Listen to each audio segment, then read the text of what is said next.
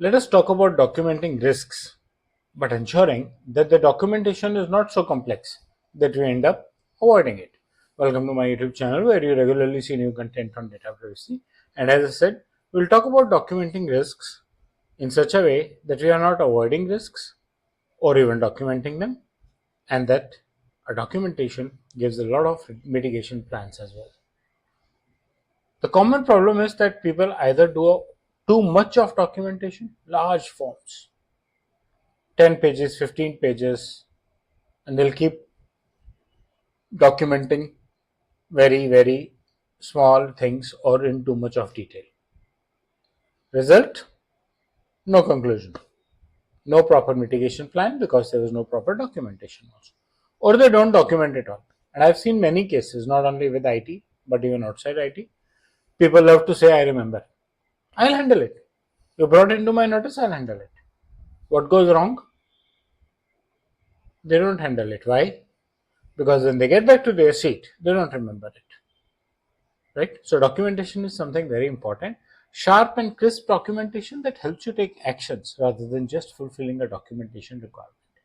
A very simple approach, no long documents, just need to find out and find answers to the questions like what all is happening, right? How is data processing being done? How is data being handled? Including storage, including access control, including privacy enhancement technologies like encryption, etc. And what all is missing from these? If they are missing, what can go wrong and what can continue to stay right? Just find out the answers of these two questions or these four questions. What data was involved? Of course, what personal data was involved? What was the purpose of it? Purpose is very important when it comes to DPDP compliance, right? So purpose of it is something which is required. What could go wrong if this data is not properly handled, not properly stored, not properly protected, open to access from many people, and what all controls do we have in our system? And once you are able to find out the answer of these questions, you document them. So you will come to know about what are the gaps, and that forms your risk register, or in a way gets a risk assessment done for you. Once the risk is documented, you will definitely find a way to mitigate it. But if you will say, I know there is a risk, I remember you told me, you'll forget it when actually the action is required. You'll then remember it again next time when there's an impact of it. Risk document, there's no perfection in the risk document. All it needs is consistency, a particular short format.